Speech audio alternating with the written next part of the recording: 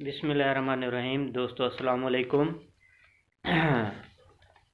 آج میں آپ کے لیے ایک نیا ٹاپک لے کر آیا ہوں، سی پی سی سول پروسیجر کوڈ 1908 میں جو نیو لیٹسٹ امینڈمنٹ آئی ہے، اس حوالے سے میں آپ کو کچھ پوائنٹ بتانا چاہتا ہوں۔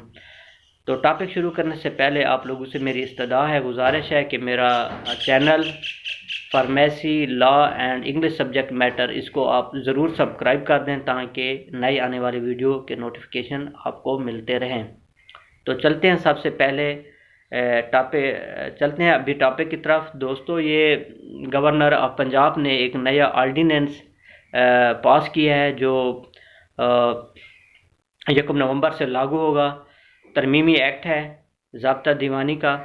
اس کا سب سے پہلے میں آپ کو یہ بتاتا چلتا ہوں، اس کا نام ہے civil procedure code Punjab amendment act 2020۔ اور سیکنڈ جو اس میں امینڈمنٹ آئی ہے وہ سب سے بڑی اہم ہے۔ اس حوالے سے میں آپ کو یہ بتانا چاہتا ہوں کہ جو وہ ہیرارکی آف دا کورٹس کے متعلق ہے، یعنی کہ ڈسٹرکٹ جج جو ہے نا اور ایڈیشنل سیشن جج اور سول جج، اس کے متعلق ہے۔ سب سے پہلے جو سول جج کی پیکیجنری جورسڈکشن ہے وہ ان لمیٹڈ ہے، ایک پوائنٹ۔ دوسرا، سول جج کلاس 2 کے اختیار سول جج کلاس 2 جو ہے اس کے اختیار سماعت میں 5 ملین تک ہے، اس کا اختیار سماعت 5 ملین تک ہے، اس سے بڑھ کر نہیں ہے جو سول جج کلاس 2 ہے۔ اور جو سول جج کلاس 1 ہے اس کی ان لمیٹڈ ہے جورسڈکشن۔ پھر آ جاتا ہے کلاس 3، سول جج کلاس 3 کی جورسڈکشن جو ہے پیکیجنری جورسڈکشن وہ 1 ملین یعنی کہ 10 لاکھ تک ہے۔ یہاں تک کلیئر ہو گئی بات۔ سول جج کلاس 1 ان لمیٹڈ پیکیجنری جورسڈکشن ہے اور کلاس 2 کی 5 ملین تک جورسڈکشن ہے، اور کلاس 3 کے سول جج کی 1 ملین یعنی 10 لاکھ تک جورسڈکشن ہے۔ ابھی ہم چلتے ہیں اپیلانٹ جورسڈکشن کے بارے میں، یعنی کہ جو اپیلانٹ کا اختیار سماعت ہے۔ اگر آپ کی اماؤنٹ یا رقم 15 ملین سے کم ہے تو آپ فرسٹ اپیل دائر کر سکتے ہیں ڈسٹرکٹ کورٹ میں۔ اگر سول جج سے فیصلہ کیا ہے تو تب آپ ڈسٹرکٹ جج کے پاس اپیل دائر کر سکتے ہیں جس کی رقم 15 ملین سے کم ہے تو۔ اس کے بعد اگر رقم 15 ملین سے زیادہ ہے تو آپ فرسٹ اپیل ہائی کورٹ میں دائر کریں گے۔ پھر سیکنڈ اپیل کے لیے تب ہوگی جب اگر رقم 25 ملین اور 50 ملین کے درمیان ہے تو اس کے بعد آپ سیکنڈ اپیل دائر کر سکتے ہیں۔ یہاں تک بات کلیئر ہو گئی دوستو۔ جو ہیرارکی آف کورٹس تھی وہ میں نے آپ کو بتا دی ہیں۔ ابھی میں آپ کو بتانا چاہتا ہوں دفعہ 26 ضابطہ، اس میں کچھ امینڈمنٹ آئی ہیں۔ سب سے پہلے یہ تھا کہ پہلے سسٹم مقدمے 1 سال تک چلتے رہتے تھے، ابھی کچھ امینڈمنٹ آئی ہیں وہ بمشکل 6 ماہ میں انہوں نے فیصلہ کرنا ہوتا ہے۔ اس طرح یہ سی پی سی پنجاب امینڈمنٹ ایکٹ آئی ہے، یہ گورنر آف پنجاب نے جو آرڈیننس ایشو کیا ہے، اس میں ٹوٹل 26 دفعات ہیں۔ تو 26 سب سے پہلے جب ہم دعویٰ دائر کرتے ہیں تو دعوے کے ساتھ جو پلینٹ ہوگی اس کے ساتھ جتنے مدعا علیہ ہوں گے اس کی ہم نقول لفظ کریں گے۔ ایک بات یہ امینڈمنٹ آئی ہے، اگر 10 مدعا علیہ ہیں تو ہم 10 نقولات دیں گے ساتھ۔ سیکنڈ جو ہے نا، پھر سیکنڈ امینڈمنٹ یہ آئی ہے کہ جب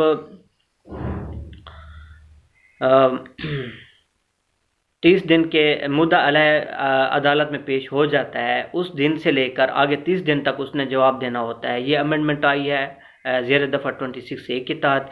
30 دن کے اندر جواب دعویٰ دے گا وہ، اور پھر اگر وہ جواب دعویٰ نہیں دیتا تو اس کا رائٹ آف ڈیفینس کلوز کر دیا جائے گا۔ 2 باتیں ہو گئیں۔ تیسری بات جو انہوں نے بتائی ہے وہ یہ ہے کہ اس میں زیر دفعہ 26B کہ آفٹر ریٹن اسٹیٹمنٹ پھر ہم نے ایشو فریم کرنے ہیں، جج صاحب نے ایشو فریم کرنے ہوتے ہیں، وہ ٹوٹل 7 دن میں ایشو فریم کیے جائیں گے۔ 7 دن کے اندر اگر کسی پارٹی کو اعتراض ہے تو وہ بھی 7 دن میں ایشو سالو کیا جائے گا۔ اور شہادتوں کے اگر شیڈول گواہان جمع کروانا ہے تو وہ بھی 7 دن کے اندر جمع کروانا پڑے گا۔ یہ 3 باتیں ہو گئیں۔ اس کے بعد آگے مرحلہ آ جاتا تھا اس کا کمیشن شہادتیں دینے کا، تو اس حوالے سے 7 یوم کے اندر شہادت خود یا لوکل کمیشن جو ہے نا وہ